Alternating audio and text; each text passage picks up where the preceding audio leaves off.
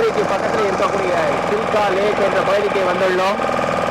சில்கா லேக்கில் போட்டிலே சென்று கொண்டிருக்கும் பொழுது பறவைகள் அங்கங்கே பறந்த வண்ணம் அங்கே தூவப்படும் தானியங்களை எடுத்துக்கொண்டு செல்கின்றது.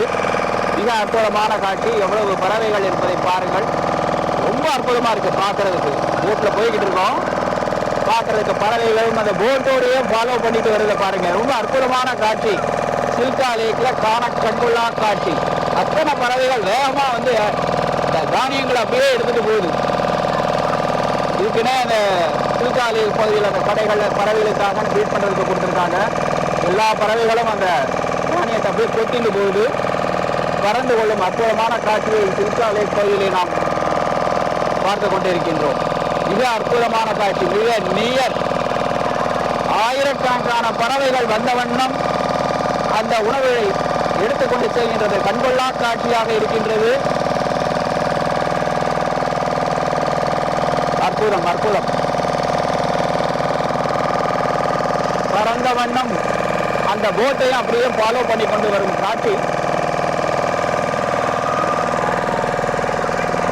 சில்கா லேக் பகுதி பூரியிலிருந்து அருகாமையில் இருக்கிறது. 45 கிலோமீட்டர் 50 கிலோமீட்டர் தொலைவிலே இருக்கின்றது. அற்புதமான காட்சி.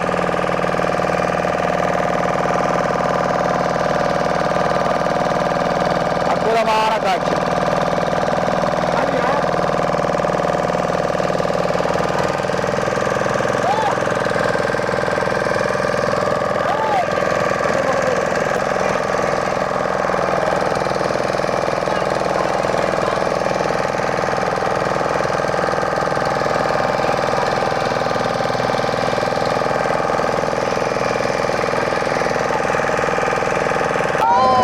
பாருங்க, லாங் ஷாட்ல டால்பின் பாக்குறோம். டால்பின் லேக். டால்பின் எட்டி பாக்குது பாரு, அதான் டால்பின். டால்பினே காணும். உட்காரு. ஆமா, டால்பின் வந்து ஜம்ப் பண்ணி போகுது. கிளியரா அதை பார்க்க முடியல. பட் ஆனா அங்கங்க எழும்பி போறோம்.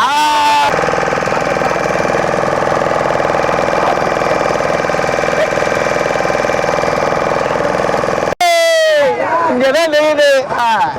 போட்டை கொஞ்சம் அந்த பக்கம் நாங்க நிறுத்த போறோம். ஓடி போயிடும்.